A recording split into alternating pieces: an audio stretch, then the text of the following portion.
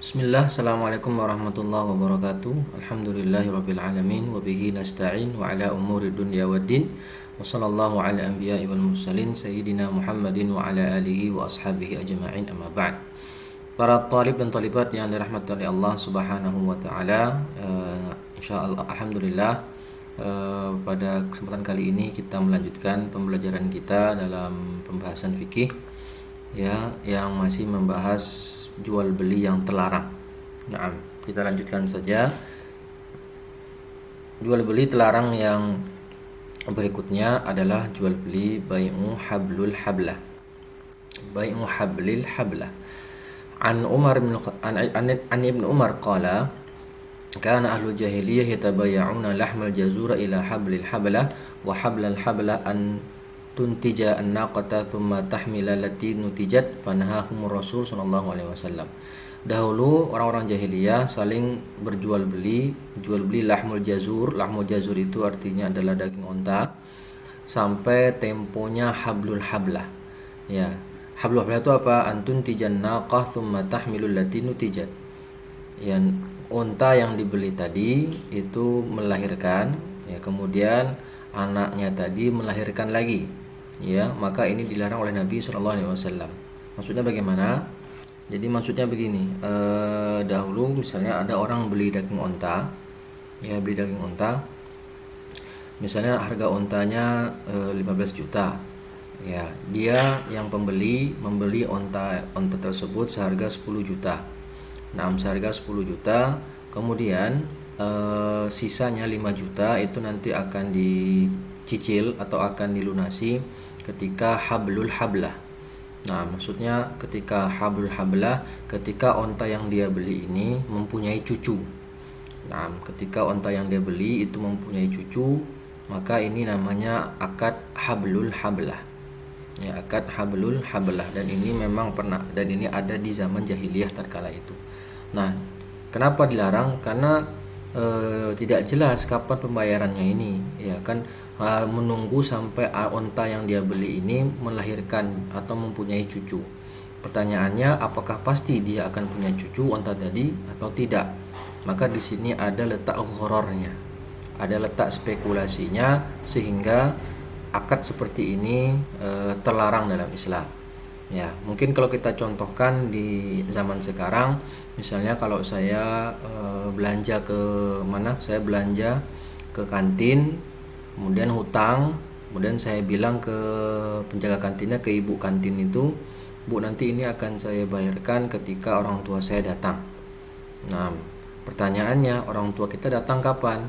Bisa bulan depan, bisa pekan depan, bisa bahkan mungkin bisa 3 bulan lagi. Tidak jelas, ya, orang tua kita itu datangnya nggak jelas. Maka ketika kita berhutang, hendaklah tentukan waktunya jelas. "Bu, saya hutang ini akan saya bayar tanggal sekian." Ya, tanggal sekian. Nah, kalau ternyata pas tanggal sekian kita belum punya uang, ya mau nggak mau kita tunda lagi. Jadi tujuannya supaya orang yang dihutangi tadi dia jelas menunggu sampai kapan. Kalau kita kasih masa tunggu yang tidak jelas seperti tadi, maka tentu pihak yang dihutangi merasa dirugikan karena tidak jelasnya waktu pembayaran. Wallahu a'lam. Kemudian yang ketiga adalah bai'ul has. Yang berikutnya adalah bai'ul hasah. Hasah itu artinya kerikil, ya. Nah, di sini Rasulullah melarang jual beli hasah dan jual beli gharar. Di sini ada 3 jenis bentuk jual beli hasah. Nah, singkatnya begini, jual beli hasah itu adalah jual beli dengan menggunakan kerikil atau batu. Jadi contohnya kita praktekkan dalam jual beli tanah. Ya, kita mempunyai tanah, ada seseorang, misalnya Pak Ahmad mempunyai tanah selebar 1 hektar, misalnya selebar 1 hektar. Baik, kemudian datang pembeli, "Saya ingin beli tanah Pak Ahmad." Nah, kemudian Pak Ahmad bilang ke pembeli, "Ini ada kerikil, ya, silahkan engkau lempar kerikil ini, sejauh mana kerikil itu jatuh, maka segitulah tanah yang aku jual kepadamu dengan seharga 100 juta misalnya. Maka si pembeli ini akan melempar sekuat tenaga ya akan melempar kerikil tadi ya sekuat tenaga agar dia bisa memperoleh tanah yang banyak gitu kan. Dia lempar, dan sejauh mana dia lempar, kalau dia orangnya kuat maka akan lemparannya akan jauh dan dia akan mendapatkan tanah itu seharga 100 juta. Tapi kalau yang melempar tidak kuat ya dia mendapatkan tanah yang tidak lebih jauh daripada pelempar pertama, tetap juga dihargai 100 juta. Maka di sini juga ada letak gharar, ya, spekulasi dan jahalah, ya spekulasi dan jahalah, tidak diketahui ya kadar pasti seberapa meter tanah yang akan dibeli dan dihargai 100 juta. Maka ini jelas ya di sana ada spekulasi dan itu namanya jual beli gharar. Maka di situ terlarang dalam Islam. Kemudian jual beli asbul fahal. Ya, jual beli asbul fahal. Apa itu jual beli asbul fahal? Adalah jual beli sperma pejantan. Dari Ibnu Umar radhiyallahu anhuma, nahan Nabi sallallahu alaihi wasallam an asbil fahal. Rasulullah melarang jual beli sperma pejantan. Kenapa sperma pejantan dilarang untuk diperjualbelikan? Jadi misalnya saya mempunyai sapi pejantan dan tetangga saya mempunyai ternak sapi, cuman isinya sapi betina semua. Ya, dia ingin mengembangbiakkan sapinya, sedangkan dia tidak punya sapi pejantan. Maka dia meminjam sapi pejantan saya untuk membuahi sapi betina miliknya. Nah, kemudian setelah dibuahi, dipasang harga satu sapi, setiap sapi betina yang dibuahi itu bayar misalnya 100.000. Dia mempunyai 5 sapi betina, maka berarti saya mendapatkan upah 500.000. Nah, yang seperti ini tidak diperbolehkan ya. Jual beli seperti ini tidak diperbolehkan karena dua hal. Yang pertama yang namanya sperma itu tidak bisa diserah terimakan. Ya, di antara kan yang namanya rukun jual beli ada 3. Yang pertama pelaku akad al-aqidan, penjual dan pembeli. Yang kedua al-ma'qud alaihi, yaitu objek jual beli. Dan yang ketiga adalah sighah, ijab dan qabul. Nah, objek jual beli ini syaratnya harus 5. Ya, syaratnya diantaranya harus 5. Yang pertama, dia sesuatu yang tohir, itu yang suci, bukan sesuatu yang najis atau sesuatu yang mutanajis, yang terkena najis. Kemudian yang kedua, muntafa'un bihi naf'an mubahan, sesuatu yang bermanfaat dan manfaatnya itu haruslah manfaat yang dibolehkan oleh syariat, bukan manfaat yang dilarang dalam syariat. Kemudian yang ketiga, dia harus maqdurun ala taslimihi. Nah, ini poinnya, bisa diserah terimakan baik kepada antara penjual dan pembeli. Yang keempat yaitu ma'lum, ya, suatu yang ma'lum, yang jenis, kadar dan timbangannya diketahui, ya, objek jual beli ini. Kemudian yang terakhir mamluk, yaitu dimiliki oleh si penjual. Nah, yang ketiga yaitu syaratnya tadi maqdurun ala taslimihi, sesuatu yang bisa diserah terimakan. Sedangkan sperma itu tentu tidak bisa diserah terimakan. Kemudian alasan yang kedua kenapa dilarang jual beli dengan sistem jual beli sperma pejantan, yaitu yang namanya sperma itu tidak bisa diketahui kadar jumlahnya sehingga bisa dipatok harga untuk itu. Ya, seperti kalau kita beli, lain halnya kalau kita beli beras kita beli 1 kilo seharga 10.000. Nah, ini jelas takarannya, jelas beras itu takarannya 1 kilo 10.000. Sedangkan sperma kita tidak tahu berapa jumlah takarannya, bisa dia banyak, bisa dia sedikit. Maka karena tidak ada takaran pasti, maka dia terlarang. Naam. Kemudian yang berikutnya di sini bai'un ma laisa indah, menjual sesuatu yang bukan miliknya. An Hakim bin Hizam qala qultu ya Rasulullah ar-rajul yas'aluni al-bai'a wa laysa 'indi afa abi'ahu qala la tabi' ma laysa 'indak. Jual beli yang bukan milik kita. Nah, ini berkaitan dengan syarat objek akad yang kelima, yaitu mamluk, sesuatu barang yang memang dimiliki oleh penjual, maka itu yang boleh dia jual ke orang lain, bukan barang orang lain yang dia jualkan. Naam. Ya, contohnya misalnya ada penjual sepatu, kemudian datang pembeli, saya pengen sepatu ini, oh saya tidak punya sepatu ini, saya belikan dulu di toko sebelah, baru nanti saya jual ke Anda. Nah ini tidak boleh, ya, tidak boleh. Jadi harus sepatu yang memang dia miliki, yang memang dia punya barang tadi, ya, baru yang itu yang sah dia perjualbelikan. Kemudian yang ketiga,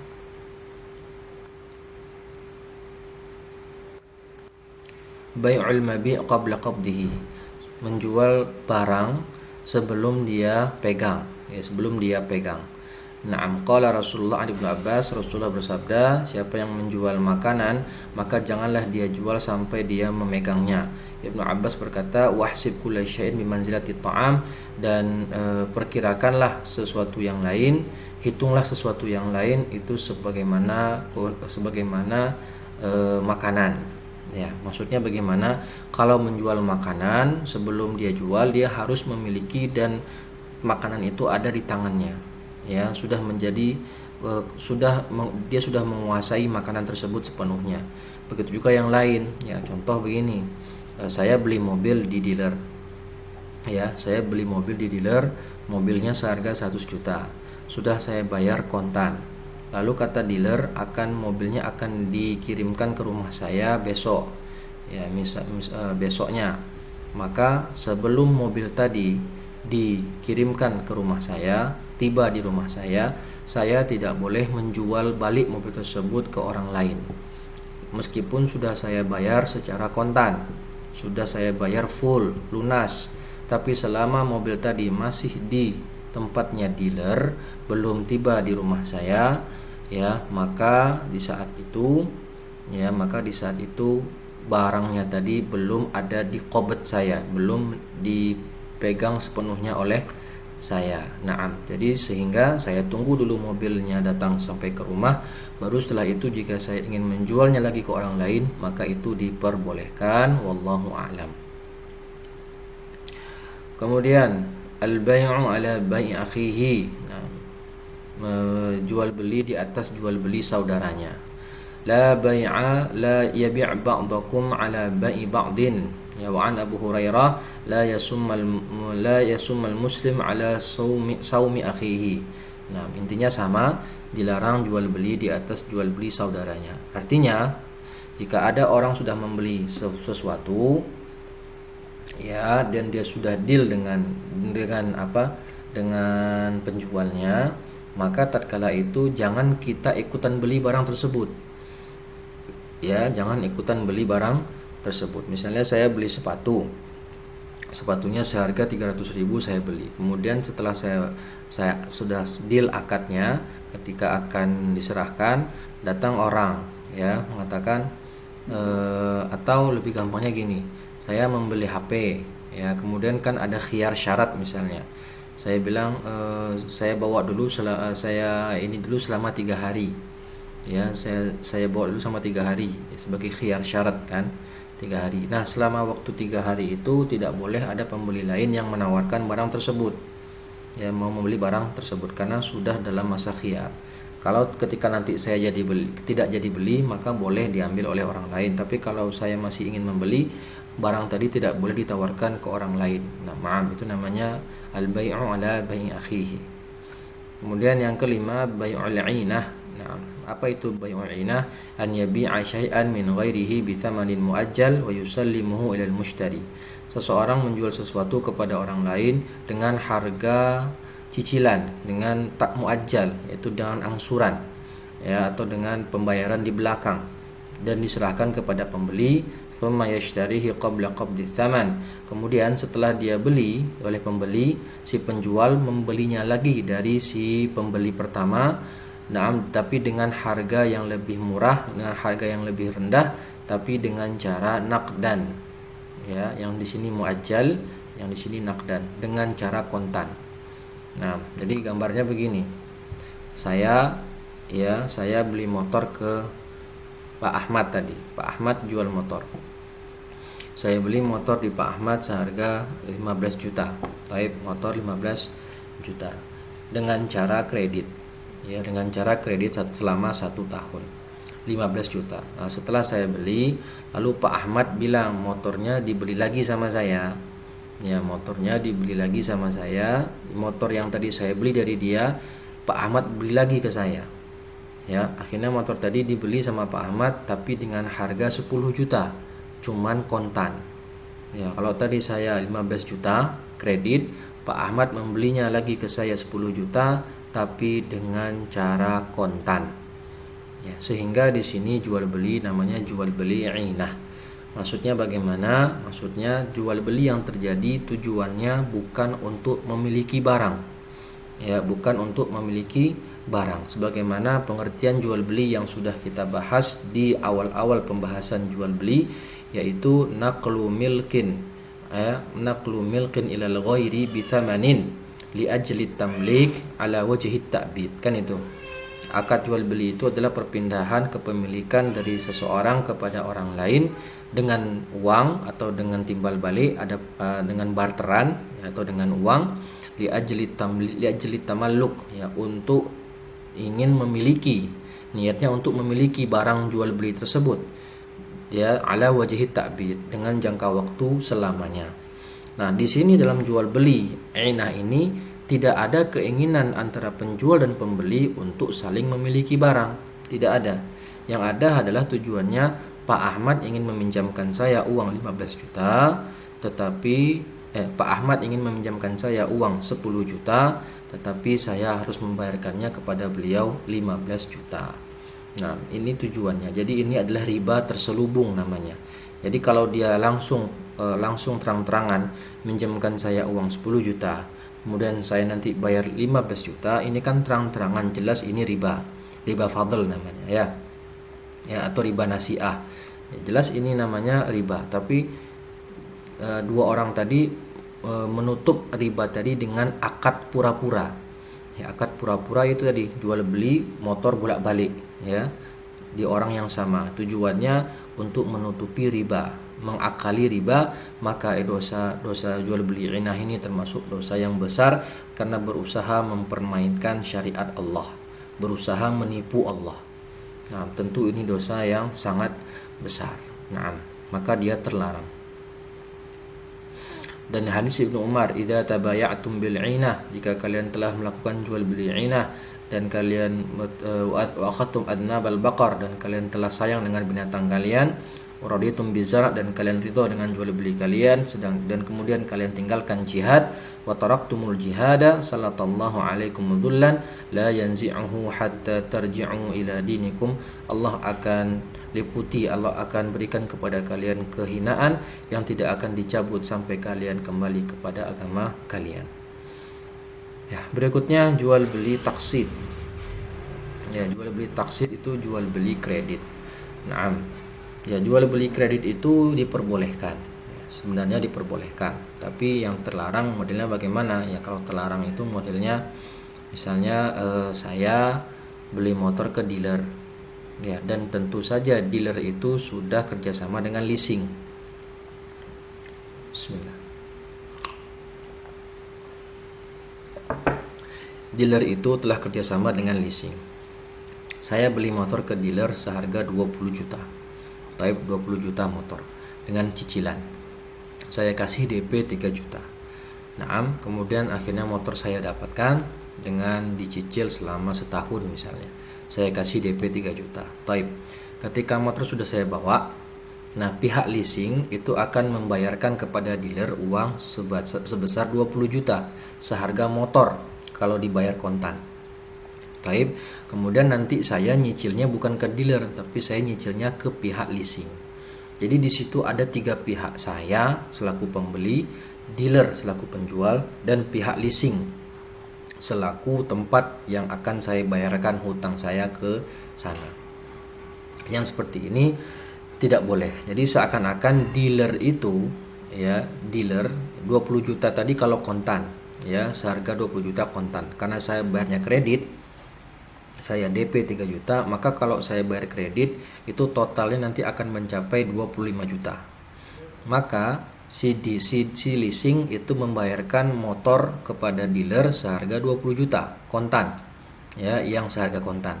Tapi nanti saya akan cicil ke dealer yang totalnya mencapai 25 juta. Maka di sini kesannya adalah si dealer meminjamkan saya uang 20 juta buat saya beli motor, nanti saya bayarkan kepadanya seharga 25 juta. Maka ini juga namanya riba. Maka bagaimana supaya jual beli kredit ini tidak dikatakan riba? Maka harus jelas berapa harus jelas dari awal berapa pembayarannya. Jadi kalau saya biasa beli kitab itu ya, kalau saya pribadi saya senang beli kitab, itu penjual kitabnya ketika menawarkan, dia menawarkan dua cara pembayaran. Kalau saya beli kontan ya, misalnya kitabnya seharga 200.000 kalau itu kontan. Tapi kemudian dia memberikan pilihan kedua, kalau saya mau cicil maka boleh cicilan selama 3 kali, sebanyak 3 kali cicilan, dan nanti jatuhnya harganya 300.000 misalnya atau 250.000. Maka di sini diperbolehkan ya. Memang yang namanya cicilan itu kalau ketika kita membeli barang dengan menyicil ya, dengan cara angsuran, maka seperti ini tentu harganya lebih besar jatuhnya daripada kita membeli kontan, dan ini wajar. Ya, kalau kita beli kontan 200, kalau saya cicil 3 kali nanti jatuhnya 250.000. Maka kalau si penjualnya menentukan sejak awal harganya jelas, kalau beli kontan 200, kalau cicil selama 3 kali nanti jatuhnya 250, maka ini tinggal pembeli memilih, ya mau milih kontan atau mau milih kredit ya, karena sudah sama-sama harganya jelas ya. Dan kemudian yang terjadi adalah harus antara saya dengan pembeli saja. Jadi aktor yang bermain di sana hanya 2 pelaku akad, saya dengan penjual dengan pembeli, bukan seperti tadi ada 3, ada orang ketiga yaitu leasing. Nah, ya, jadi yang boleh hanya ada 2 pelaku, penjual dan pembeli. Nah, dan harganya sudah dijelaskan, kalau kontan segini, kalau kredit segini. Kemudian tidak boleh nanti adanya penalti ya, ketika kata penjual Anda harus membayarkan cicilan setiap tanggal 1 ya. Ternyata pas tanggal 1 besoknya saya belum bisa bayar cicilan dan saya tunda sampai tanggal 5. Nah, di situ penjual tidak boleh mengasih penalti setiap hari, jadi 5 hari saya tertunda. Nah, 1 harinya dikasih penalti 10.000 misalnya, maka saya harus membayar tambahan 50.000 sebagai penalti. Dan seperti ini juga tidak boleh, dan ini juga dikatakan riba. Jadi ya, diperbolehkannya jual beli secara kredit itu dengan syarat-syarat yang tadi sudah Ustadz jelaskan. Nah, berikutnya ma la yajuzu bai'uhu ya, apa saja yang tidak diperbolehkan untuk diperjualbelikan. Nah, yang pertama adalah khamr. Ya, jelas tadi kan saya jelaskan objek jual beli atau al-ma'qud alaihi itu syaratnya ada 5. Yang pertama tahir, suci. Maka sesuatu yang najis tidak boleh perjualbelikan. Contohnya apa? Khamr. Ya, khamr itu najis, maka tidak boleh diperjualbelikan. Ya, tidak boleh diperjualbelikan. Atau sesuatu yang mutanajis, sesuatu yang memang dia itu aslinya suci tapi sudah terkena najis. Itu kalau kita mau menjual syaratnya harus bisa dihilangkan najisnya. Kalau dia tidak bisa dihilangkan najisnya, maka tidak boleh untuk diperjualbelikan. Tidak boleh untuk diperjualbelikan. Nah, jadi kalau kita mau jual bajunya itu ternyata kena najis, kena tai ayam misalnya, atau kena darah, maka syaratnya sebelum kita jual, kita bersihkan dulu najis tadi, setelah bersih baru boleh dijual. Tapi kalau sudah ada najis dan tidak bisa dihilangkan, contoh kita mau jual air, ya, botol, 1 botol aqua, ternyata air dalam botol tadi terkena kencing misalnya, terkena kencing atau terkena darah ya, yang merubah airnya, yang airnya tadi terkena darah, yang dalam botol tadi ya terkena darah, maka saat itu tidak bisa kita memisahkan, karena namanya darah itu larut ya, larut ke dalam air, tidak bisa kita pisahkan najisnya tersebut, maka di saat itu tidak boleh kita jual belikan. Maka tadi kalau syarat pertama adalah objeknya harus suci Ya, objeknya harus suci, maka oleh karena itu sesuatu yang najis seperti babi, seperti anjing itu tidak boleh diperjualbelikan. Nah, kalau anjing tentu saja ada pengecualian. Ya, yang namanya anjing itu tidak boleh perjualbelikan, tapi kalau untuk dipelihara, ya dipelihara itu ada anjing yang memang boleh untuk dipelihara seperti anjing penjaga rumah, anjing pemburu, ya anjing yang mengatur saat gembala, misalnya seperti itu diperbolehkan. Nah, tapi kalau untuk jual beli ya tidak diperbolehkan. Kenapa? Karena anjing dan babi itu sifatnya najis. Kemudian yang kedua, maitah, ya khinzir wal asnam. Ya, jual beli bangkai, ya, atau jual beli babi dan jual beli patung. Nah, jual beli patung. Bangkai tentu najis, ya, setiap bangkai itu najis kecuali bangkai manusia itu tidak najis. Dari Jabir an Abdullah bin Abdullah, dia mendengarkan Rasulullah SAW bersabda, wa huwa bi Makkah, dan dia di Makkah di Yaumul Fathi. Sebenarnya Rasulullah SAW mengharamkan jual beli khamar. Nah, ini satu, jual beli khamar, jual beli bangkai, jual beli khinzir, jual beli babi, jual beli patung. Faqila Rasulullah SAW, ara'aita syuhumul maitah. Ya Rasulullah, bagaimana pendapatmu tentang syuhumul maitah atau lemak bangkai? Fa innahu yutla biha safun, dia itu bisa mengkilapkan atau memoles, ya, untuk olesan kapal, membuat mengkilap kapal-kapal. Kemudian bisa untuk dipakai wayudhinu bihal julud, ya, untuk menyamak kulit, ya, wayastasbihu bihan nas, dan orang memakainya untuk lentera. Faqala la huwa haram, maka kata Rasul dia itu tak haram. Tsumma qala Rasulullah sallallahu alaihi wasallam 'inda dzalik, Rasulullah berkata, semoga Allah memerangi orang-orang Yahudi, ya innallaha lama harama syuhumahuma jamaluhu, ketika Allah mengharamkan lemak bangkai, mereka mengolahnya, jamaluhu thumma ba'uhu fa'akalu thamanu, dan mereka jual dan mereka makan hasil jual beli tersebut. Baik. Kemudian yang ketiga, jual beli anjing, ya sebagaimana tadi saya jelaskan, anna Rasulullah naha an thamanil kalbi, Rasulullah melarang jual beli anjing, wa mahrul baghi, dan mahar atau uang hasil pelacuran, ya, membayar uang karena sebab pelacuran, wa hulwanul kahin, dan juga upah bagi kahin atau dukun.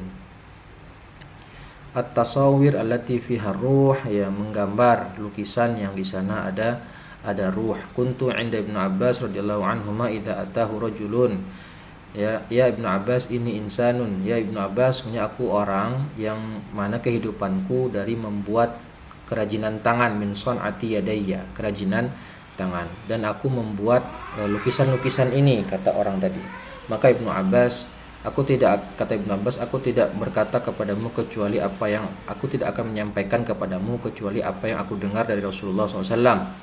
Ya, aku mendengar dari beliau, siapa yang melukis sebuah lukisan, maka Allah akan mengazabnya sampai dia bisa meniupkan ruh ke dalam lukisan tersebut, dan tentu dia tidak bisa melakukannya selama-lamanya.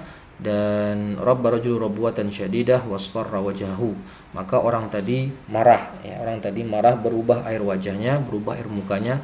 Faqala waihak, ya in abita illa an tasna' fa'alaika bihadha syajar kullu syai'in laysa fihi ruh. Nah, waihak, kata orang tadi, celakalah engkau. Maka kata Ibnu Abbas, waihak, celakalah engkau, karena orang tadi dinasihati demikian maka wajahnya seperti tidak terima. Maka Ibnu Abbas berkata, waihak, jika kamu abai, kamu enggan, ya maka silahkan engkau gambar juga, tapi gambarlah sesuatu yang tidak ada rohnya, yang tidak bisa hidup. Ya, contohnya apa? Gambar pohon-pohon, pemandangan, kullai syai'in laisa fihi ruh, segala sesuatu yang memang tidak ada ruh, ya, seperti gambar pepohonan, gunung, matahari, sawah, rumah, dan benda-benda yang lain yang memang dia tidak ada unsur ruhnya. Nah, tapi kalau jelas di sini hadis ini menjelaskan tentang haramnya lukisan. Ya, tapi kalau untuk fotografi itu ada ulama yang membolehkan, ya, untuk fotografi. Atau kalau mau melukis sekalipun, gimana caranya? Ya, caranya adalah wajahnya, mukanya dihilangkan. yang mukanya dihilangkan agar tidak dikatakan bisa memiliki ruh. Nah, ya ini kalau mau dilihat lebih jelas baca di buku-buku para ulama. Tentunya di mazhab Syafi'i misalnya jelas ya itu diharamkan yang namanya melukis, apalagi patung. Ya, tapi kalau untuk potret, fotografi, gambar, foto itu tidak mengapa karena sejatinya itu hanyalah rekaman gambar kita, sebagaimana kalau kita bercermin, pantulan gambar kita. Nah, itu yang saya ketahui ya ketika membaca pendapatnya Syekh Dr. Wahbah Zuhaili ya rahimahullahu taala dalam buku beliau Al-Fiqhul Islam wa Adillatuh. Wallahu taala wa a'lam. Kemudian jual beli thamar qabla buduwi salahihi, jual beli buah-buahan sebelum tampak matangnya. Ya, sebelum tampak matangnya. An Anas bin Malik annahu naha an bai'i thamarah hatta yabdu salahuha. Ya, intinya Nabi melarang jual beli buah yang belum tampak matangnya. Ya, yang belum tampak matangnya. Nah, kemudian az-zar'u qabla ishtidadi habbihi, ya, kemudian tanaman yang belum keras ya biji-bijiannya. Nah, ini hampir sama ya, ini hampir sama. Yang jelas kalau ingin menjual sesuatu hasil tanaman itu harus matang dulu, harus bagus dulu. Jangan mentah dijual. Nah, kecuali kalau memang ada orang mencarinya mentah, maka yang seperti ini diperbolehkan ya, seperti mencari mangga mentah ya. Kalau memang jelas ada yang beli, tujuannya memang belinya mangga yang memang mentah, maka seperti ini boleh. Tapi kalau kita menjual sesuatu yang belum matang ya kepada orang lain ya, kemudian kita bikin apapun caranya supaya dia matang, maka seperti ini tidak diperbolehkan. Selama dia yang namanya buah itu matangnya di pohon, maka tunggu matang dulu baru diperjualbelikan. Jangan diambil sebelum matang, diambil kemudian diperam atau diapakan supaya kelihatan matang, maka ini namanya menipu penjual, menipu pembeli. Wallahu taala wa alam. Baik para tulab dan talibat kelas 10 yang dirahmati oleh Allah, mungkin cukup sekian dari saya. Semoga apa yang disampaikan bisa dipahami dan bermanfaat. Ya, jika ada yang mau bertanya silahkan tulis pertanyaan di kolom komentar atau langsung menghubungi saya via WA. Aqulu qauli hadza wa astaghfirullaha li wa lakum. Kita akhiri dengan membaca hamdalah dan doa kafaratul majlis. Alhamdulillahirabbil alamin. Subhanakallahumma wa bihamdika asyhadu an la ilaha illa anta astaghfiruka wa atubu ilaik. Assalamualaikum warahmatullahi wabarakatuh.